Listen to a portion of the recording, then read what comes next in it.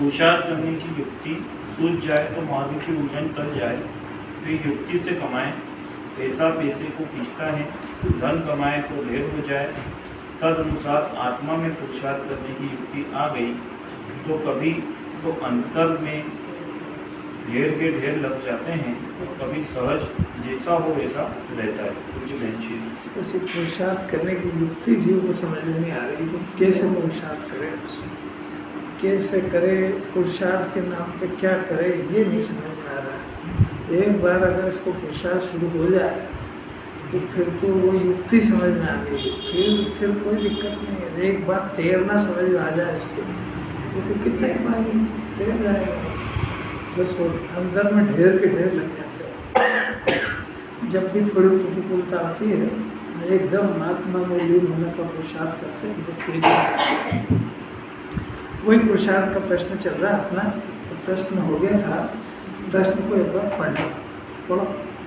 आत्मा और बंध जो कि चेतन चेतन भाव के द्वारा अत्यंत निकटता के कारण एक जैसे हो रहे हैं और वेद विज्ञान के अभाव के कारण मानो वे एक चेतन ही हो, ऐसा जिनका व्यवहार किया जाता है, अर्थात जिन्हें एक आत्मा के रूप में ही व्यवहार में माना जाता है, उन्हें प्रज्ञा के द्वारा वास्तव में कैसे छेड़ा जा सकता है? ये सब शिष्य का प्रश्न है। ऐसा शिष्य का क्या अपना बन जाए ऐसा प्रश्न कि साहब है कि आपकी बात में आपको समझ में आ गई है कि ज्ञान और राग में भेद ज्ञान करना है, पर मेरे अनादि अज्ञान के कारण मेरे को तो पता ही नहीं था कि ज्ञान और राग न्यारा न्यारा होता है।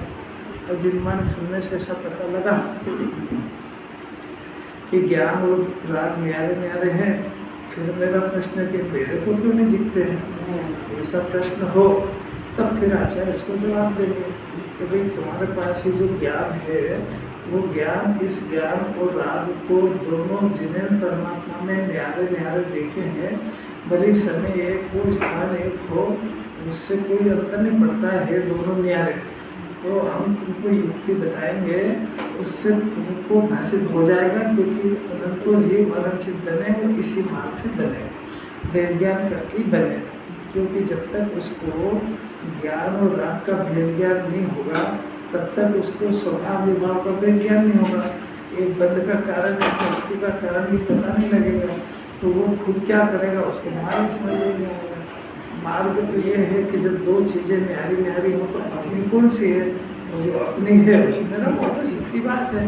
तो जब उसको अपने को अपनी चीज़ को नहीं जानता है तो मजबूर हो गया वो। तो मेरे को तो वो विधि समझना है।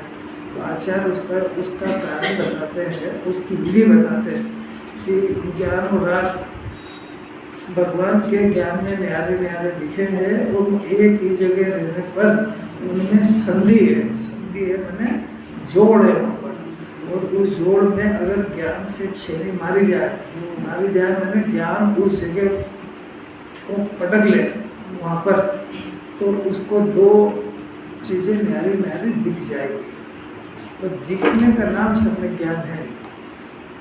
और ज्ञान और राग दोनों एक जगह होने पर इसके ज्ञान में दो न्यारे दिखे, उसका नाम सम्यक ज्ञान है। और उस ज्ञान और राग में मैं ज्ञान स्वभाविक आत्मा हूँ, इसका नाम सम्यक दर्शन है। क्योंकि समझ में आया क्या बोला? दोनों एक साथ होते हैं, पर उसमें जो है एक का लक्षण मैं बने की प्रतीति है और एक का लक्षण दो के न्यारा में हो जाता है। अब जब है उसको ये समझ में आ गया कि चारित्र कहते किसको है, कि ये जो अपनी चीज़ है, जो मैं हूँ, उसमें रहो, उसका नाम चारित्र है। तो तीनों का ज्ञान एक साथ होता है। कितना महत्वपूर्ण प्रश्न है, कोई भाग्यशाली को सुनने को मिलता है। इसके बगैर सम्यक दर्शन को क्या विधि है वो पता ही नहीं है उसको भी। सम्यक दर्शन किसको कहते हैं ये भी पता नहीं। सम्यक दर्शन तो बहुत सरल बात है। सरल मतलब दो में से मैं कौन हूँ? मैं ज्ञान और आनंद का दल हूँ, मैं अनादि अनंत हूँ, मैं अमूर्तिक ज्ञान का घनपिंड हूँ, मैं संख्या प्रदेशी हूँ, मैं अनंत चतुष्टय की खान हूँ। ऐसा उसका मैं बना शरीर से हटकर अपने स्वभाव पे आए, इसका नाम सम्यक दर्शन है। बाकी जो पदार्थ उसके ज्ञान में जानने में आते हैं वो ज्ञान के ज्ञेय है और मेरी सत्ता से मान है। दो टुकड़ी का बात है। चारों की निर्माण को जल्दी बिल्कुल नहीं है। इतनी बात समझ जाए तो उसको उसके घर का ठिकाना मिल जाएगा। और रहना फिर जब उसको स्वाभाविक बात है कि अपने घर में रहेगा तो शांति मिलेगी, उसको बाहर जाएगा आकुलता होगी, तो उसको उपदेश की जरूरत है नहीं। सम्यक चारित्र के लिए उपदेश की आवश्यकता नहीं होती है, धैर्य ज्ञान की आवश्यकता है। जब उसको ज्ञान में भाषित हो जाए कि आकुलता दुख है, मेरा आकुलता सुख है, तो कौन होगा जो आकुलता को पालेगा? जब उसको ज्ञान में आ जाए कि आकुलता परद्रव्य के पीछे होती है तो काय को परद्रव्य को अपना मानेगा? तो ऑटोमेटिक सहज हो जाएगा। तो एक बार शुरू हो जाए फिर तो बहुत सहज एक बार पुरुषार्थ एक बार शुरू हो, कैसे बस इसकी बात है। वो अपन नहीं बोलते जा रहा, आचार्य को क्या कहना बस के बात। आचार्य देखो इसका समाधान करते हुए प्रश्न अपने को अंदर में हो जाए कि मेरे पास प्रज्ञा रूपी साधन मेरे पास ही है। आश्रव और बंध और ज्ञान, इन दोनों का बंधन का भ्रम भी मुझे हुआ है। साधन सुखी होना है एक प्रॉब्लम है, और सुखी होने का साधन जगत में कहीं हो नहीं सकता है, क्योंकि कर्ता कर्म हमेशा अभेद पाए जाते हैं। इसलिए सुखी होना यदि मेरा उद्देश्य है तो सुखी होने का साधन बाहर ढूंढने की आवश्यकता नहीं है। जब तक वो बाहर ढूंढ रहा है तब तक जैन दर्शन की एबीसीडी नहीं समझ पा रहा है। कैसे अद्भुत आर पार बातें हो, समझने की बात है। बाहर उसके अनादिकाल की कुटेव के वश वो खाने पीने का राग हो, जिनवाने को उसमें आपत्ति नहीं है, और उसका ज्ञान सता देता है उसमें। ये सुख का कारण तो नहीं है, क्योंकि मैं जो सुख ढूंढ रहा हूँ वो दूसरे पदार्थ में ढूंढ रहा हूँ। तो दूसरा पदार्थ मेरे सुख का कारण नहीं हो सकता, ऐसा अनंतो सर्वज्ञ ने घोषणा करी है। क्योंकि सुख और सुख का साधन अभेद होता है। कोई बात समझने तो आ रही होगी ना भाई। अगर रात दिन प्रयत्न कर रहे हैं ना, तो 5 इंद्रिय के विषय में और बाहर जो सुख ढूंढ रहे हैं तो मान भी कर लेते हैं, क्योंकि साधन तो अभेद है। अभेद साधन अपने पास है। ऐसा जिन्होंने बताना चाहती है। आचार्य क्या समाधान करते देखो। आत्मा और बंध के नियत स्वलक्षणों की सूक्ष्म अंतर संधि में, अंतरंग की संधि में प्रज्ञा छेनी को सावधान होकर पटकने से, डालने से, मारने से उनको छेदा जा सकता है। वो छेदा जा सकता है या उनको किया जा सकता है। ऐसा हम जानते हैं, कोई हमने प्रैक्टिकल करा है। आचार्य ने पिछली गाथा में भी बंध का लक्षण और जीव का लक्षण बता दिया था। उनको संतुष्टि नहीं हुई इस बात से। अपने जैसे ब्रिलियंट होते तो कहते आप बार बार कहा कोई की बात रिपीट करते, आपने बोल तो दिया, इधर को नहीं आएगा समझ में।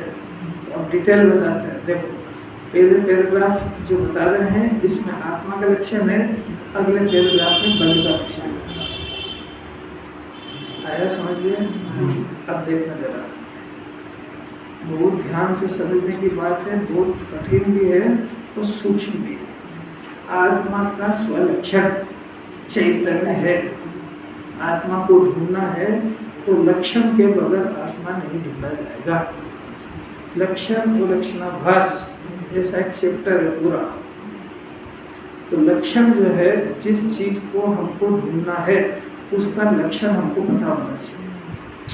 तो जगत के अंदर जो 6 द्रव्य हैं मिले हुए, शरीर और आत्मा एक जगह पे, राग और आत्मा एक जगह पर भी, तो अपन 3 की बात करते हैं। तो शरीर है राग आदि का परिणाम है वो जीव है। इसमें चैतन्य लक्षण यानी जानना जानना जानना जिसमें पाया जाता है वो आत्मा का लक्षण है। और जहाँ राग राग राग राग पाया जाता है वो आश्रम का लक्षण है।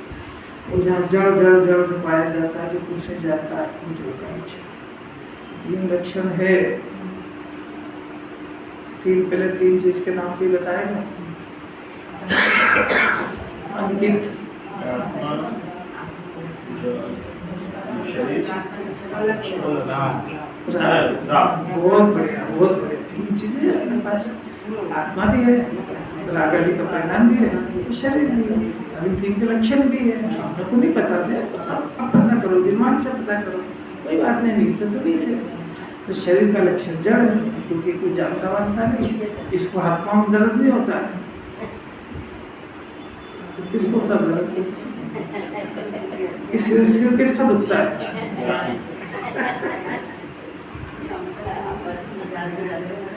तो मुश्किल है ना छाड़ना। जिसको दुखता है उसको पता ही नहीं है क्योंकि उसको होता ही नहीं है। अब ये शरीर का लक्षण जड़ है, इसको कुछ भी ज्ञान नहीं है क्योंकि इसमें चेतनता है। अब इसके पीछे इस जीव को परिणाम होता है। ये सिर में दर्द क्यों हुआ, ये प्रश्न हुआ ना।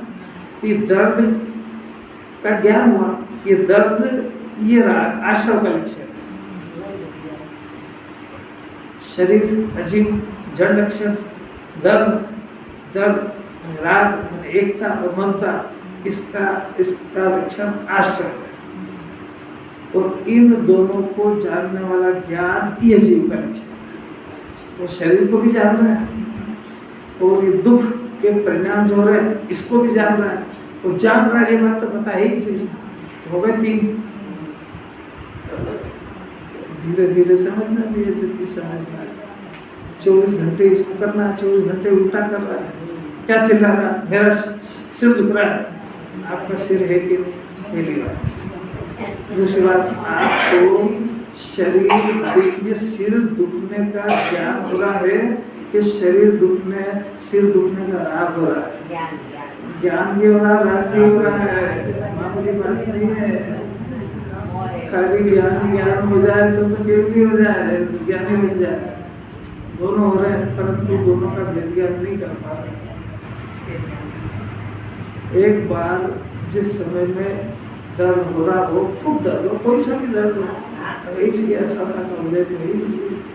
उस समय एक बार सिर्फ इतना सा विचार करे कि दर्द मेरे को नहीं हो रहा है, मेरे को दर्द संबंधी ज्ञान हो रहा है। और एक बार उस उपयोग को दर्द से हटा करके दर्द संबंधी ज्ञान की तरफ ले जाए। एक बार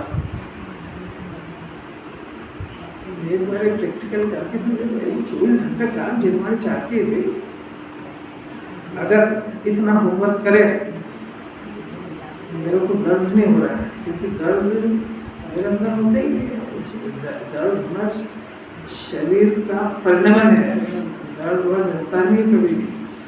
वो परिणमन, शरीर का परिणमन मेरे को नहीं सुहाता है, नहीं सुहाता है ना, इसका नाम असरता का उदय है। अगर उसकी तरफ ज्ञान जाए ही नहीं, पुरुषार्थ से वहाँ से हट जाए तो असरता का उदय नहीं होता, वो ज्ञान का गेय बन जाता है। असरता का उदय इसकी कोरी कल्पना है।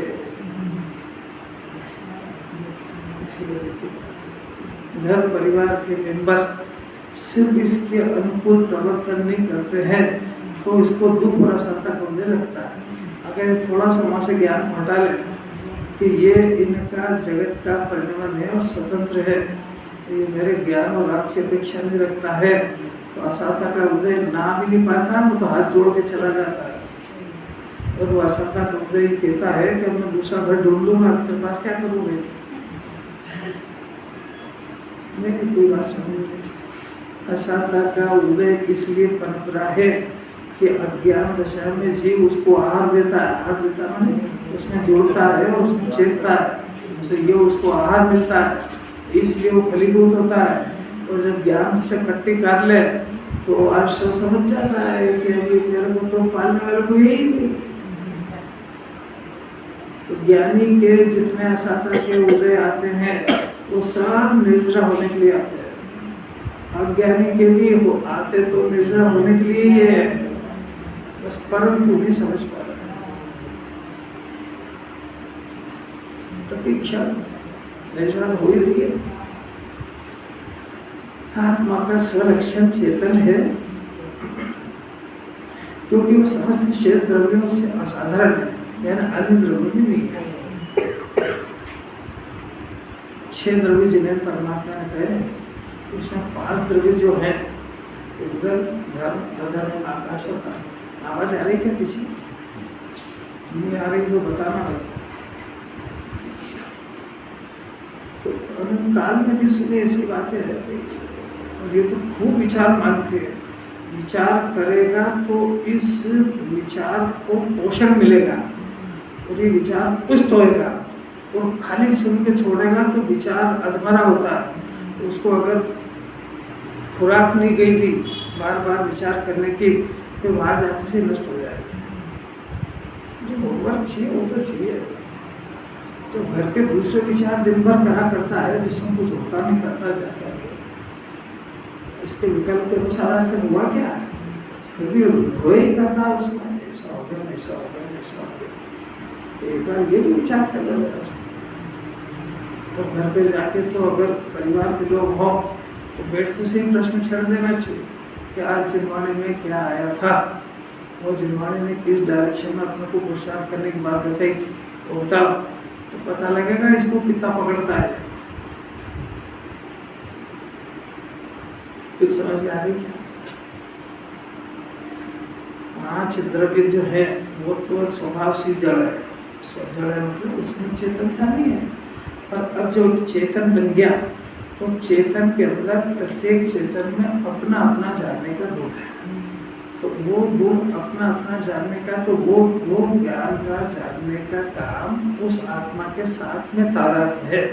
अपने ज्ञान से उसका कोई वास्ता नहीं है, अपने ज्ञान से उसका कोई संबंध भी नहीं है। इसलिए अपने लिए वो 5 द्रव्य की तरह अचेतन ही है। बात समझ आ रही? मैंने अपने जानने का गुण असाधारण गुण है। असाधारण मैंने वो मेरे अलावा किसी और में नहीं पाया जाता है। जैसे अरनशील में उनका है, अपना नहीं है। अपना जो काम होएगा वो अपने पास की पूंजी से होएगा, उनके पास से थोड़ी होएगा। उनके आशीर्वाद से तो प्रश्न ही नहीं है। जैनियों के भगवान आशीर्वाद नहीं देते हैं। ये आशीर्वाद आपके आशीर्वाद से हुआ, ये कथन सिर्फ व्यवहार का है, इसमें कोई गढ़ नहीं है। आज तक एक भी अरहंत भगवान को अनंत चतुष्टय किसी दूसरे अरहंत भगवान की मदद से नहीं हुआ। सम्यक दर्शन नहीं होता तो केवल ज्ञान कहाँ से होगा? तो लोक व्यवहार है, कथन की पद्धति है। वह चेतन, अब सुनना जरा थोड़ी गंभीर बात है, वह अन्य धर्मों में नहीं है। यहाँ से थोड़ी कठिन बात है। लक्षण बताए, वह चेतन प्रवर्तमान होता हुआ जिस जिस पर्याय को व्याप्त होकर प्रवर्तता है, तो देखना, फिर से देखना, वह चेतन लक्षण बताया आत्मा का। आत्मा का लक्षण प्रवर्तित होता हुआ है। अब वो प्रवर्तित होता है, वो जिस जिस पर्याय माने जिस जिस गुण में प्रवर्तित होता है, क्योंकि आत्मा का ज्ञान गुणों में व्याप्ता है। ये आत्मा का स्वरूप है। आत्मा का ज्ञान अपने ज्ञान गुण में व्याप्ता होकर प्रवर्तता है। ये हुआ आत्मा और गुण। अब उसके बाद प्रवर्तता है और अपर्याय निवर्तमान होती हुई जिस जिस पर्याय को ग्रहण करती है, करके निवर्तती है, यानी पर्याय का स्वरूप है। पर्याय का स्वरूप ये है कि वो निवर्तन होती हुई प्रवर्तित होती है। मैंने अनादिकाल का और सम्यक दर्शन होने के बाद का, तो अनादिकाल का वो ज्ञान गुण यानी ज्ञान की पर्याय जो आत्मा और ज्ञान के साथ तादात्म्य संबंध रखती है, वो निवर्तित होती हुई प्रवर्तित है। माने वो ज्ञान की पर्याय पहले रागादि के साथ एकता करती हुई प्रवर्तन कर रही थी अनादिकाल से। अब रागादि के साथ निवर्तित होती हुई और ज्ञान को ग्रहण करती हुई प्रवर्तित होती है। ये काम हो जाए जीवन में, तो ये काम हो जाए, मैंने आत्मा जानना, उसका गुण ज्ञान, उसकी पर्याय और मिथ्यात्व का व्यय और सम्यक्ता उत्पाद। ज्ञान का अनादिकाल से राग में था ग्रहण, राग का ग्रहण कर लिया था, ग्रहण कर लिया, मैंने उसी को स्व जान रहा। अब वो उगल दिया उसने, ज्ञान हो गया प्रज्ञा रूपी छेली से, तो राग से निवर्ता हुआ और ज्ञान में प्रवर्तता हुआ। इस आत्मा का स्वभाव द्रव्य गुण पर्याय, आत्मा द्रव्य गुण पर्याय में रहता हुआ काम करता है।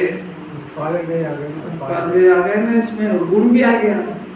आत्मा ज्ञान गुण में व्याप्तता हुआ। देखो आत्मा चैतन्य प्रवर्तमान होता हुआ जिस गुण में व्याप्त होकर प्रवर्तता है, वो ज्ञान में व्याप्त है। तो वो निवर्तमान होता हुआ जिस पर्याय को ग्रहण करके निवर्ता, वो आत्मा कैसा है कि सहवर्ती या क्रमवर्ती पर्याय आत्मा है।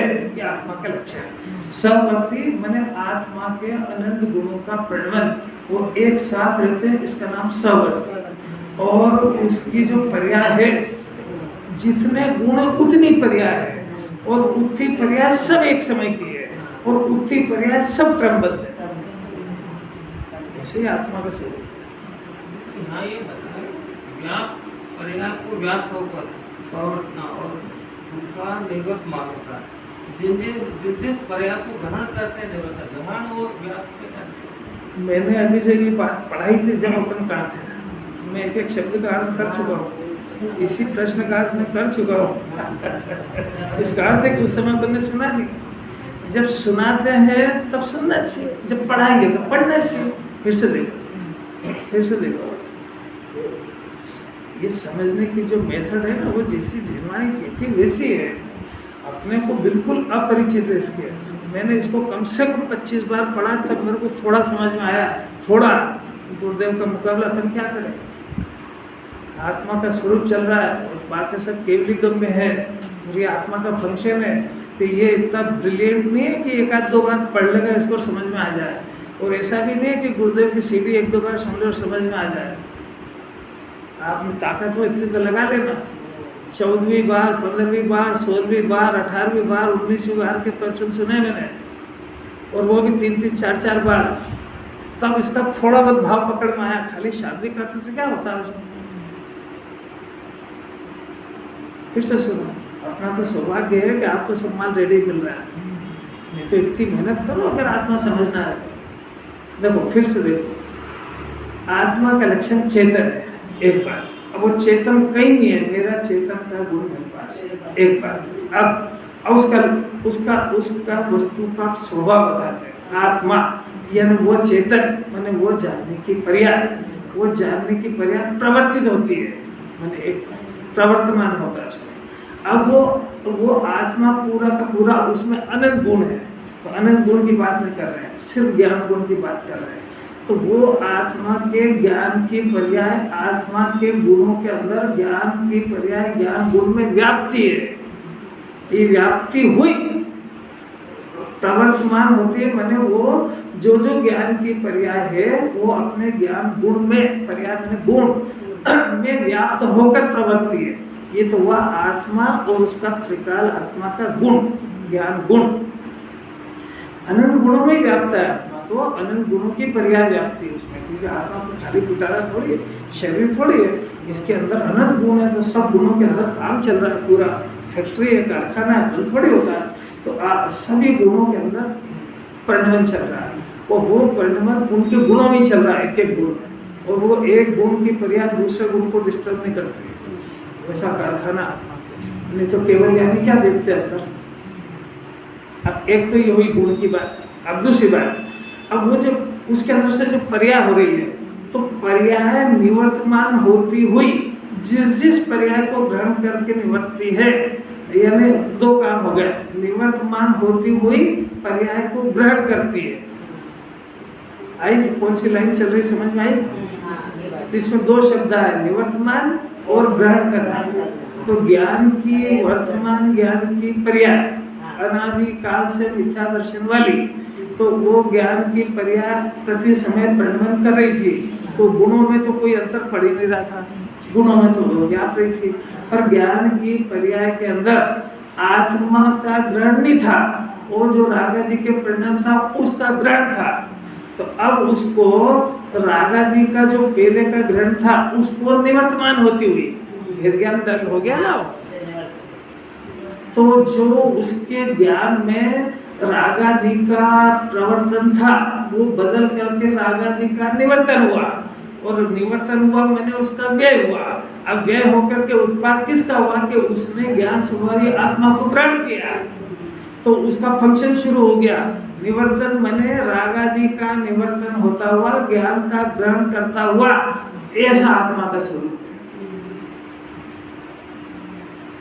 अभी क्या चल रहा है? अभी ये चल रहा है कि राग का निवर्तन और राग का प्रवर्तन, ज्ञान तो अलग का लग गया। अब सम्यक दर्शन हो जाए और एक बार राग का निवर्तन होकर के ज्ञान का ग्रहण हो जाए और मैं ज्ञान हो, तो अब हर क्षण की पर्याय ज्ञान को ग्रहण करेगी, राग को छोड़ दी जाएगी। ये कारखाना एक बार सीधा चला तो बस सीधा ही चलेगा, अनंत काल सीधा चलेगा। ये उत्पाद व्यय ध्रुव युक्तम सत्य, माने ये उत्पाद और व्यय, ये प्रवर्तमान निवर्तमान, ये उत्पाद और व्यय का लक्षण है, और गुणों में आत्मा व्याप्त है, गुण का लक्षण है, और आत्मा द्रव्य गुण पर्याय वाला है, ये पूरे आत्मा का लक्षण है। कुछ समझ में आया क्या? अब मैं फिर समझा रहा हूँ, फिर पढ़ने में बुद्धि लगाइए। एक एक शब्द का अर्थ यही विधि है उसकी, क्योंकि अपने बस की बात थोड़ी हुई। ये तो उस कारखाने को जिसने देखा है ऐसा केवल ही देख रहे हैं, वो अपने अनंत गुण के उसके परिणाम को देख रहे हैं। आके देखते क्या, लोकालोक को देखने में क्या इंटरेस्ट है उनको, और इसको देखने से न किसी तरह का राग होता है और आनंद बरसता है, तो ऐसे काम कौन छोड़ेगा? देखो अब इतना तो हुआ, अब आत्मा का स्वरूप टोटल इनार क्या हुआ कि समस्त सहवर्ती और प्रवर्ती पर्याय ये आत्मा है। सहवर्ती माने आत्मा के अनंत गुण, और प्रवर्ती माने उन गुणों की पर्याय। वो उन गुणों की आत्मा में कितने गुण है? अनंत। तो अनंत गुणों में काम होगा कि नहीं? क्या होगा? तो क्या क्या होगा? कृष्ण परिणमन होगा। तो अनंत गुण की एक समय में कितनी पर्याय हुई? अगर आत्मा इसका कर्ता बने तो कौन कौन से गुण की पर्याय को करेगा? आपको भी समझ में आ रहा है ना? आपको सम्यक दर्शन करने की बहुत जल्दी है ना, तो सम्यक दर्शन तक पर्याय है। तो आप जिस समय श्रद्धा की पर्याय करोगे तो आत्मा के अनंत गुणों में क्या होगा कि कुछ नहीं होगा, तुम्हारी माथा फूटेगा, मिथ्या दर्शन होएगा। नहीं यही समझ। अरे भाई आत्मा के अनंत गुण है ना, तो अगर ये जीव माने ये वर्तमान का ज्ञान, अगर ये ज्ञान श्रद्धा गुण की पर्याय को बदलने जाए, अगर जाए तो आत्मा के अनंत गुणों के परिणाम का क्या होगा? नहीं क्या होगा? कुछ नहीं होगा, श्रद्धा मिथ्या होगी, उधर थोड़ी भी रुक जाएगा। तो इसलिए आत्मा का स्वभाव सिर्फ ज्ञाता है। तो ज्ञाता होने पर वो ज्ञान अपने को कर्ता में उलझ गया, तो वो गुणों की पर्याय को बदलने में लग गया। तो उसको जिनवाणी सुनता है तो कभी श्रद्धा के बदलने का पुरुषार्थ करता है, तो कभी ज्ञान के बदलता है, कभी इस उपयोग को यहाँ नहीं लगूंगा, इसको इधर देखूंगा, फिर मैं ये विषय छोड़ूंगा, फिर मैं अपनी श्रद्धा को सुधारूंगा। इसी माता फोड़े के अंदर अनंत काल बीत जाएगा। फिर ये लिखा है ना इसके अंदर कि आत्मा के स्वरूप को जानो, ये लक्षण से जानो, स्वलक्षण से, कि आत्मा का ऐसा स्वभाव है कि उसके अंदर आत्मा का ऐसा वर्तन है कि वो देखो कितना स्पष्ट लिखा है, सहवर्ती और प्रवर्ती पर्याय। सहवर्ती माने अनंत गुणों की अनंती पर्याय हर समय में हो रही है, ये सहवर्ती, और उनमें जो पर्याय हो रही है एक क्रमवर्ती।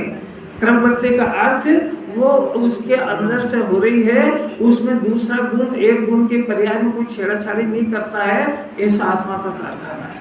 अब वो सब ऐसा आत्मा का स्वरूप है, क्रमवर्ती और सहवर्ती गुणों का परिणमन होता है, इसका नाम आत्मा है। कितना पुण्य होगा जब ये बात सुनने को मिलेगी। ऐसा ही आत्मा खुद ही है। सम्यक दर्शन होने के बाद आप जल्दी से चारित्र क्यों नहीं धारण कर लेते हैं कि चारित्र की पर्याय क्रमबद्ध होती है, ऐसा निर्णय का नाम सम्यक ज्ञान है। और अगर ज्ञान चारित्र के पर्याय को बदलने जाएगा तो ज्ञान उसी क्षण मिथ्या हो जाएगा। इसलिए सम्यक दृष्टि होने के बाद मोक्ष जाने की और अनंत चतुष्टय की उतावल नहीं करते हैं, क्योंकि वस्तु स्वरूप का उल्लंघन किसी भी कीमत में नहीं हो सकता है। चाहे तीर्थंकर का जीव हो तो छोटे मोटे की क्या बात करें। नहीं, सिमंदर भगवान के 8 कर्म में से कितने कर्म क्षय हुए, कितने बचे? 4 घाती नष्ट हो गए, 4 घाती बचे। तो वो अनंत चतुष्टय के धनी 4 घाती कर्म को जल्दी नष्ट क्यों नहीं कर लेते हैं? जल्दी सिद्ध क्यों नहीं बन जाते हैं? कि जिसको ऐसा प्रश्न हो रहा है वो सिमंदर भगवान के स्वरूप को नहीं जानता है। वो जब वो कुछ नहीं कर सकते हैं तो ये अल्प पर्याय का धनी ये क्या करेगा? ये कौन कौन से गुण की पर्याय को बदलेगा? श्रद्धा की, ज्ञान की, चारित्र की। और एक पर्याय को बदलने जाएगा तो उस समय में इसका गुण क्या करेगा? सारी वस्तु अव्यवस्थित हो जाएगी। इसीलिए जो दूसरों के दोष देखता है ना, उसके दोष कभी दूर नहीं होते, क्योंकि उसकी गंदगी कौन साफ करे? ये बात समझ मेरी बात समझ नहीं आ रही। जो दूसरों के दोष देखता है ना, समझ लेना उसके अंदर दोषों का पार नहीं है, क्योंकि वो अपना घर का काम तो कर ही नहीं रहा है। उसको दूसरों के गुण दोष देखने से फुर्सत नहीं। ये बहुत खराब, ये बहुत अच्छे हैं, ये ऐसा करते हैं, ये ऐसा करते हैं। तो तू क्या करता है यार?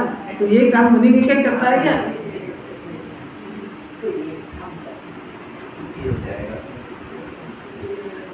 इतनी प्यारी बात। इस प्रकार आचार्य ने क्या कहा? ऐसा आत्मा का स्वरूप है, इस प्रकार लक्षित करना, यानी लक्षण से जानना चाहिए। आत्मा का स्वरूप ऐसा है, ऐसा लक्षण से जानना चाहिए। अर्थात जिन जिन गुणों की पर्याय में चेतन लक्षण व्याप्त होता है वे सब गुण पर्याय आत्मा है, ऐसा जानना चाहिए। कैसा गजब, खूब फलो आनंद गुण है, उनमें कहाँ से चेतन लक्षण? चेतन लक्षण ऐसा है कि जहाँ पर चेतन लक्षण पाया जाता है उसी के सारे अनंत गुण पाए जाते हैं। चेतन लक्षण जो है, यानी जानना जो है, ज्ञान लक्षण, ये सर्व गुणों का नेता है। और आत्मा के अनंत गुणों का ऐसा स्वभाव है। अब गुरु लघुत्व की परिभाषा बोलिए। गुरु प्रतिष्ठा के कारण। अरे बेटा, आपको तो सब पता है, जरा सीखने भी तो दो। और जिसके गुण बिखर के अलग अलग नहीं होते। हाँ, ये है आत्मा के अनंत गुण बिखर करके अलग अलग नहीं होते, ऐसी अगुरु लघु नाम की शक्ति है। अरे कैसी अलौकिक बात है। तो वो तो ऐसी शक्ति का धनी है वो, कि वो उसके अनंत गुण कभी अलग अलग नहीं होंगे, और एक गुण दूसरे का काम भी नहीं करेगा, एक गुण दूसरे का बदलेगा भी नहीं। ऐसे ही उसके शक्ति है उसमें, तो वो अनंत गुण कभी भी बिखरेंगे नहीं। ऐसी तो शक्ति का धनी है वो। अब इसके बाद में उसका एक जो ज्ञान लक्षण है, वो ज्ञान लक्षण जहाँ पर है वहाँ से आत्मा के सब गुण है, ये उसकी पहचान है। तो आत्मा के दूसरे गुण रहते हुए दूसरे किसी भी गुण में जानने का गुण नहीं होने के कारण वो दूसरे गुणों से आत्मा जानने में नहीं आएगा। आत्मा में ज्ञान लक्षण से पहचानने में आएगा, क्योंकि ये लक्षण ही ऐसा है जो अनंत गुणों को भी जानता है और ज्ञान को भी जानता है। राग जो है, राग में जानने का लक्षण नहीं है, तो राग ज्ञान को भी जानता है, पर ज्ञान राग को भी जानता है और ज्ञान को भी जानता है। अनादि से इतनी सी गड़बड़ हो गई कि वो राग को जानने में लगा, ज्ञान को नहीं जान रहा है, इसलिए ज्ञान में क्या हो गया। जिस क्षण वो ज्ञान को जान जाएगा तो ज्ञान को जानता हुआ राग को जानेगा तो सम्यक ज्ञान है। राग का अभाव करेगा वो प्रश्न नहीं है, राग का अभाव उसमें काल क्रम में होएगा, पर दोनों को न्यारा जानता है, उस ज्ञान का नाम सम्यक ज्ञान है। और दोनों में से मैं ज्ञान और आनंद की स्वभाविक आत्मा हूँ, इसका नाम सम्यक दर्शन है। उसमें शरीर में नहीं हो ऐसी बात बोलने की फुर्सत नहीं आचार्य को। ये तो सिखाने के लिए बोला था कि शरीर मेरी है, घर मेरा नहीं है, कुटुंब मेरा नहीं है, परिवार मेरा नहीं है, धन मेरा नहीं है, ये तो सिखाने के लिए बोला था। और ये रटता रहेगा तो सम्यक दर्शन ज्ञान भी नहीं होएगा, क्योंकि मेरा क्या ऐसा तो तेरे को पता ही नहीं है। अन्यमति के जितने भी धर्म हैं उसमें हिंसा नहीं करना, झूठ नहीं बोलना, चोरी, आप क्या करना है ये तो बताओ। तो पूरी जिंदगी उनके देवता को भी जवाब पता नहीं कि आप जब से चाहते क्या हो, नहीं करना है, इसमें तो आज तक कोई भी रोक पाएगा उस परिणाम को, रोक भी नहीं पाएगा अनंत काल, क्योंकि उन सबकी जड़ मिथ्या दर्शन है। और तुम्हारे देव गुरु शास्त्र किसी को भी नहीं पता है कि पांचों पाप की जड़ मिथ्या दर्शन है।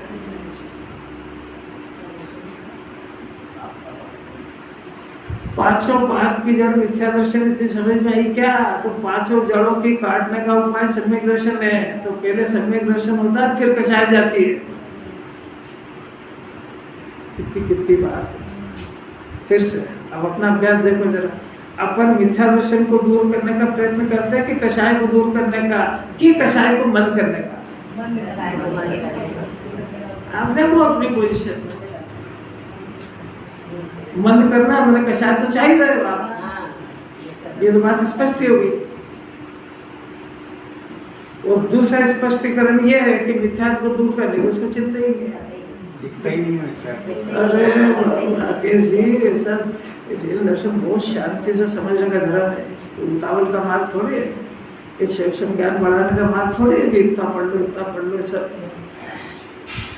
पढ़ लो, खूब पढ़ लो, क्या है। हमें बाल जिम्मानी के लिए सुनते ही नहीं, 11 नौकरी पढ़ लिया तूने तो शिव ज्ञान बढ़ाने की रुचि क्यों करता है? आत्मा को समझने की क्यों नहीं करता है? तो इतना समझ भी नहीं आता है कि मेरे को अगर मैं करूँगा तो कौन कौन से गुणों का काम करूँगा, और एक गुण का काम करूँगा। अब स्थूल रूप से देखो तो ये दूसरे के घर का काम करने जाएगा तो इसके घर का कौन करेगा? नहीं समझ में नहीं, तो स्थूल दृष्टांत से अंदर समझ जाओ कि ये दूसरे के घर का काम सुबह से शाम तक करने जाएगा तो इसके घर का कौन करेगा? तो जो दूसरे के गुण दोष देखेगा तो अपने कब संभालेगा? जो दूसरे के गुण दोषों का हिसाब रखेगा तो अपने गुण दोष का कौन देखेगा? जो दूसरे के मिथ्या दर्शन चारित्र को देखा करेगा, ये साधु ऐसे और ये ज्ञानी ऐसे और ये अज्ञानी ऐसे और ये वो, तो तेरी अज्ञानता कब दूर होगी? अपने घर का कचरा कब साफ होएगा कि मेरे घर में तो कचरा है ही नहीं? क्यों? मैंने जिन्वाने से सुना द्रव्य स्वभाव में आत्मा में तो कोई विकार है ही नहीं ना, और मैं तो आत्मा हूँ। क्या भी बहुत समझना बाकी है। इंस्पेक्टर साहब समझ में नहीं आ रही। देखो, क्योंकि ऐसा आचार्य सिद्ध कर दिया उसके बाद, क्योंकि आत्मा उसी एक लक्षण से लक्ष्य यानी चैतन्य लक्षण से ही पहचाना जाता है। शरीर बीमार है, कोई अंदर घर के अंदर वृद्ध है, 95-100 साल का हो गया है, वो जिंदा है कि मर गया है कैसे पता लगेगा? कि डॉक्टर आएगा और चेतन लक्षण ढूंढेगा, इसमें चेतनता है कि नहीं, उसमें चेतनता नहीं, वो चेतनता इसी का नाड़ी देखना हो, उसकी हालत चलन जब ये नहीं है तो जीव गया। जो जिनवानी नहीं जानता वो डॉक्टर, वो 2-4% जैनी डॉक्टर वो जिनवानी से परिचित होंगे, बाकी 95% नहीं बल्कि 99% डॉक्टर जिनवानी से कोसों दूर है, और रात्रि भोजन उनका अनिवार्य अंग है। अरे बहुत गलत बात है। महापाप के उदय से वो धंधा चुना है और उसका फल भी बहुत खराब है, क्योंकि निगाह में सीधी धन कमाने पे है, कोई पारमार्थिक प्रयोजन नहीं है उसका। अरे बहुत गलत बात है। तो आ जाती है परिचय, ये अपने बच्चे को डॉक्टरी पढ़ाने के सपना देखता, डॉक्टर बना हुआ, इंजीनियर बना हुआ, क्या करेगा? मर जाएगा। आत्मा की डॉक्टरी सीख जरा, आत्मा की इंजीनियरिंग सीख, इसका कारखाना कैसे चलता है। कड़क बातें है। जिस व्यवसाय से अपना धर्म छूट जाए तो उस व्यवसाय का तुरंत त्याग कर देना चाहिए। रत्नकरण शावकाचार्य कह रहे, मैं नहीं कह रहा, क्योंकि जैन दर्शन मिलना बहुत, भगवान बनने की विधि सुनने को मिलना बहुत दुर्लभ है। डॉक्टर इंजीनियर तो हजारों करोड़ों अनंत बार बन गया, अरे स्वर्ग का देव ही बन गया तो इसमें क्या दम है? इतना ही तो समझा ना उसको, कोई जो धन मिलता है पुण्य के उदय से मिलता है। और पुण्य इंजीनियर डॉक्टर बन के धनी कमाएगा ना तो पुण्य के उदय से वैसे ही मिलता है। और पुण्य जब होएगा तो डॉक्टर इंजीनियर को तो अपना घर में नौकर रखेगा। सेठ हुकुमचंद जी नाम तो सुना कि नहीं सुना? उनके यहाँ कई वकील और डॉक्टर और इंजीनियर नौकरी करते थे। जिसको साइन करना नहीं आता था स्वरूप चंद को स्वरूप चंद लिखते थे और पढ़े लिखे उनके यहाँ नौकरी करते थे।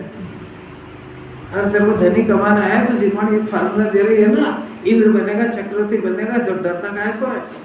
कोई से भी इंद्र चक्रवर्ती कोई भी नौकरी कर करके नहीं बने। पर माँ बाप को भी सुनना बहुत दुर्लभ है। बच्चे तक तो कहाँ से जाए ज्ञान? शुरू से उसको कुविद्या में लगा देते हैं और वो पाप करता है, उसकी प्रशंसा और अनुमोदना और करते हैं। क्या हुए दुनिया का? इस वाणी तक पहुँचा है कौन? पहुँचा है कोई बहुत समझदार माँ बाप हो, वो कहेंगे भाई ये तो पूरे सब उदय अनुसार होएगा। सुबह सुबह उठ के देव दर्शन जिन वाणी आवश्यक स्वाध्याय रेगुलर होना चाहिए, ये तो सब तेरा उदय अनुसार होगा, इसमें क्या धर्म है? ये तो सब गुरु के उदय के अनुसार नक्की है, वो तो करनी पड़ेगा तेरे को। पर ये भाग्य से मिली चीज हाथ में नहीं आएगी। इतना कहने की सामर्थ्य वाले माँ बाप के नहीं है, उनको पढ़ाए कौन?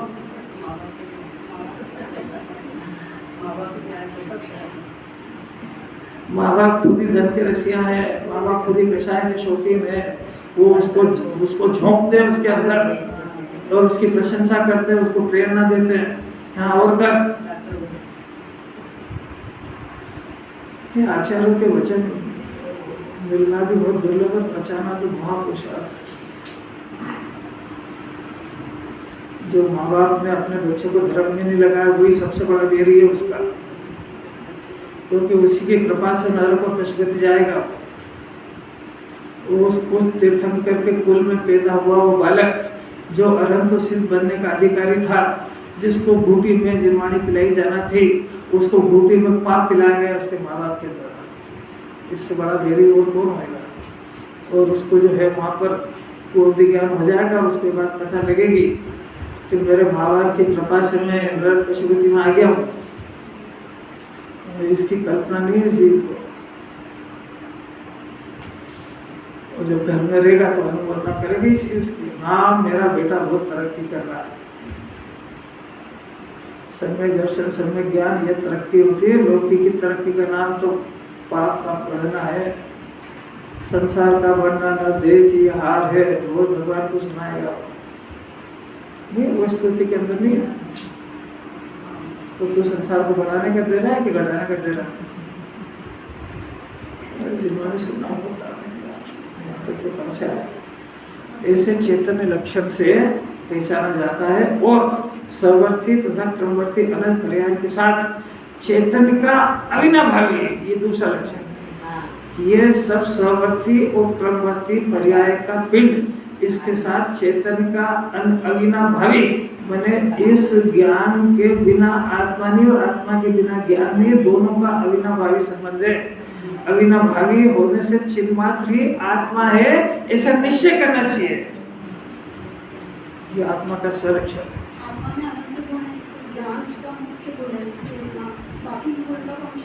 बाकी सब गुणों का फंक्शन है ना आत्मा के। अभी तो बाकी गुणों को तो छोड़ो, 6 सामान्य गुण के तो नाम याद है। अस्तित्व का क्या काम है? तो ज्ञान आत्मा को जाने कि नहीं जाने, अस्तित्व गुण काम कर रहा है कि नहीं? वस्तु गुण का क्या काम है कि वो अपने प्रयोजनभूत काम को कर रहा है। तो ज्ञान जाने कि नहीं जाने, ये सामान्य गुण हर एक पदार्थ में पाए जाते हैं। ऐसे अनंत गुण है, अस्तित्व वस्तु द्रव्य प्रमेय तो 47 शक्ति, ये सब आत्मा के गुण है। चित्ती शक्ति, दृष्टि शक्ति, सुख शक्ति, गिरि शक्ति, ये सब शक्तियाँ काम कर रही है अंदर में। तो बात यह है कि अपने घर का कारखाना अपने ज्ञान को पता नहीं है। इतना शक्ति संपन्न होने के बाद सुख का भंडार होने के बाद गेयों से सुख की भीख मांगता है, ये अपने कारखाना नहीं पता होना कहीं तो फैले। अच्छा है, सोचो तो सही, सोचने के लिए इतनी बात कर रहे हैं। अगर 6 सामान्य गुण भी समझ जाए तो मोक्ष बहुत जल्दी हो जाए इसको, क्योंकि ये जितने 47 शक्ति तो विशेष गुण है उसके, ये सामान्य गुण है जो 6 द्रव्य में पाए जाते हैं, और ये सामान्य का भी उल्लंघन कर रहा है। अस्तित्व, वस्तु, प्रयोजन, बुद्ध, कार्य हर जीव कर रहा है ये कि मैं तेरे को पढ़ाऊंगा, मैं तेरा जीवन बनाऊंगा। बनाएगा कि बर्बाद करेगा, और उसका करेगा कि तेरा करेगा? अब बोलो तो सही, उसका करेगा किसका करेगा? अरे मैं जो पूछा उसका जवाब दो। हाँ बोलो, क्या प्रश्न है? अरे ये नहीं जाने तब भी सब गुणों का फंक्शन चल रहा है। ये न जाने कि नहीं जाने, इसके जानने की अपेक्षा आत्मा के अनंत गुणों को नहीं है। ये नहीं जानता है और ये उल्टा जानना है कि मैं मर जाऊंगा, तो अस्तित्व गुण का काम तो चालू है ना, उसने बंद थोड़े करा, भरने थोड़े दिया इसको। और इसने अपना प्रयोजनभूत काम छोड़ करके दूसरे का करने गया, तो भी इसने अपना प्रयोजनभूत काम जो है वो छोड़ा थोड़ी है। तो इस अनंत गुणों का फंक्शन जो चल रहा है उसमें ज्ञान की कोई अपेक्षा नहीं है। जब आत्मा का अनंत गुण इतने निरपेक्ष रूप से काम कर रहे हैं कि उसका जो घरधनी है ज्ञान, उसकी भी उसको अपेक्षा नहीं है, तो ये ज्ञान ऐसा समझ रहा है, क्योंकि समझना तो ज्ञान की काम है कि मेरे बगैर घर नहीं चलेगा, मेरे बगैर दुनिया नहीं चलेगी, मेरे बगैर समाज नहीं चलेगा। कि कितना आउट है ये, और कितनी दूर है मोक्ष मार्ग से। जिस ज्ञान के अनंत गुण उसके साथ में रहे हुए निरपेक्ष परिणमन कर रहे हैं, उसके अनंत गुण उसी के साथ रहने वाले, उनको ज्ञान की कोई अपेक्षा नहीं है। तो इस ज्ञान की जगत के पदार्थों को क्या अपेक्षा हो सकती है? इतनी सी बात इस ज्ञान को समझ में नहीं आ रही है। अब तो समझ में आया कि नहीं?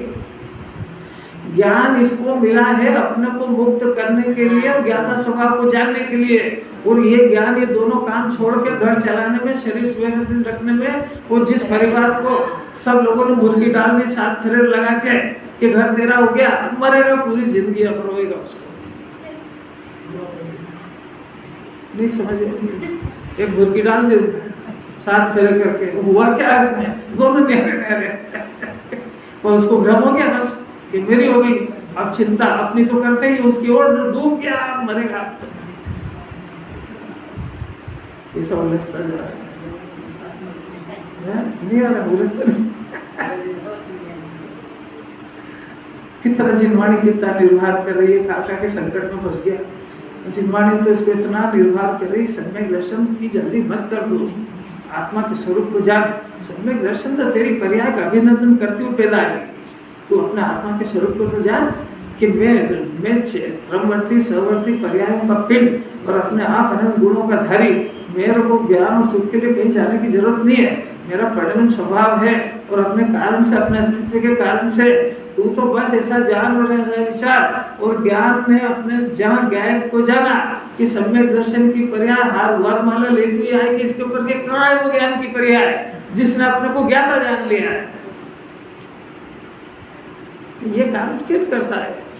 सम्यक दर्शन की पर्याय वर्ण करने के लिए तैयार है, शर्त इतनी है कि तू अपने को आत्मा मान। और सम्यक दर्शन की पर्याय अभिनंदन इसलिए नहीं कर पा रही है कि वो जब अभिनंदन करने आती है तो तुम मुंह नीचा कर लेता है और शरीर को संभालता है, तो फिर चली जाती हो। गुरुदेव कहते थे कि कोई बहुत भाग्यशाली का टीका आया, उस समय कहता कि मेरा मुंह साफ नहीं, मुंह धोने, वो कह रहा था कि जैसा मुंह वैसे ही लगा दूंगा मैं तिलक, ये के मुंह धो के आता हूँ अभी, तो गया ही गया वो। नहीं समझ नहीं आया। सम्यक दर्शन की पर्याय कह रही है, आत्मा आराध्य अनंत है, तुम मुंह धोने जिस हालत में तू है मैं उसी हालत में स्वीकार करूंगी। ये कह के नहीं अभी मैं स्वच्छ होके आता हूँ, गया फिर नहीं आएगा, नहीं अभी भी नहीं। अरे गोलमाल कहा मैंने कि जब सम्यक दर्शन की आत्मा की बातें चलती है तो घर को याद करता है कि अभी घर का थोड़ा सा काम करी हूँ, मैं अभी थोड़ा सा वो करी हूँ, थोड़ा सा और बचा बस, उसके बाद काम ही क्या है, बस ये रिटायर हो जाओ, फिर आत्मा ही आत्मा समझना है। ये गया मुंह धोने आता। बात बहुत प्यारी है, हंसते हंसते सब समझ में आ जाएगी। 10 बज गई, टाइम